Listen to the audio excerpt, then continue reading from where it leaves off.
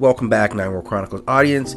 Today we're taking a deeper look at Mesopotamian culture and what came out of that region in terms of mythology. And it's important as we look at ancient civilizations, we tend to stick to, obviously, civilizations that developed along the Nile Delta, which became the Kushite and Kemetic civilizations, but also those happening in the Indus Valley and along the Fertile Crescent. So we know that much of our civilizations is based off of what developed from those areas, particularly in Mesopotamia, because this is the area that generated the Semitic people. And of course, the Semitic people would found Judaism, and Judaism would branch off to form both Christianity and Islam, which dominate our culture and politics in modern times like no two other faiths have.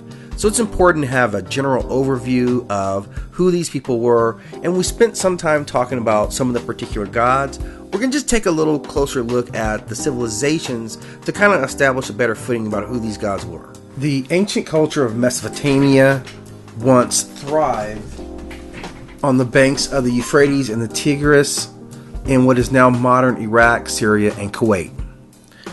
Often called the Fertile Crescent, this region teemed with ancient civilizations that achieved mind-boggling levels of socio-economic and political organization and technological advancement.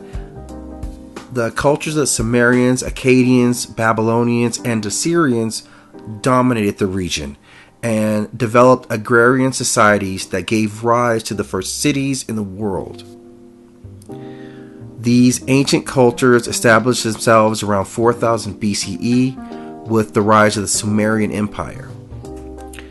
With the establishment of societies, a rich mythology formed around their pantheon of gods. Across the regions, their religions overlapped and developed over 1,000 different deities.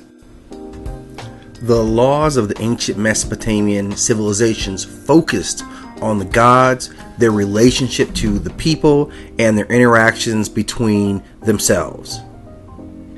The early civilizations created myths and stories to explain why and how things happened. It is fascinating to delve into the histories and see how they explain the universe. This area was populated by several societies that remained independent of each other, but their gods and religions tended to overlap. They never unified under a real central rule like other civilizations like the ancient Kemites, but trade existed among them and inevitably war would break out from time to time. However, for the most part, they remained separate nations. These ancient peoples were extremely advanced for their times, and their belief systems were intricate and complex. Luckily, the Sumerians developed a written language to record their myths, language, and law. It started with a picture system very similar to hieroglyphics and evolved into a complex writing system called cuneiform writing. These writings were chiseled into clay tablets, and they preserved the stories of the Sumerians, although the tablets would suffer and kind of create a puzzle just to put together as they're trying to unwrap the mythology and stories of these incredible peoples. And this makes translations difficult. It's like assembling a giant jigsaw puzzle. There were a great number of powerful empires and warlords and kings that existed during ancient. For our conversations, we're going to focus on the four major kingdoms, being the Sumerians, the Assyrians, the Babylonians, and the Akkadians. And I think it's important to say that when we look at this area, these people lived as contemporary to the empires that developed in the Nile River Valley, particularly talking about the Kushite and Kemetic civilization. There's always a rush to compare these civilizations as if the accomplishments of one civilization diminish that of another civilization. And I want to be clear that it shows that there was not only trade between these peoples, they probably traded ideologies and cultural normals as well. These early humans traveled north from sub-Saharan Africa, establishing civilizations along the Nile River Delta, moving forward into the Fertile Crescent, continuing on into the Indus Valley, and eventually establishing kingdoms along the Yellow River.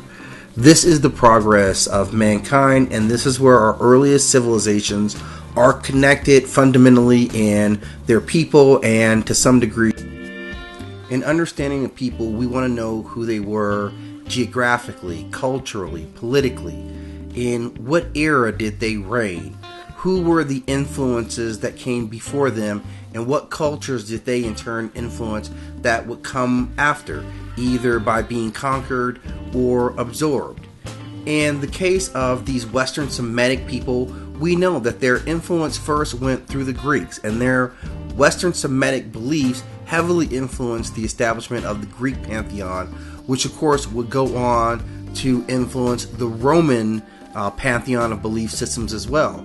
From the Romans, we obviously get the Roman Catholic Church, and that spread Roman beliefs throughout the world, establishing the largest religion on the planet. How much of the beliefs of those ancient Western Semitic people exist in today's modern Catholic or Arab beliefs?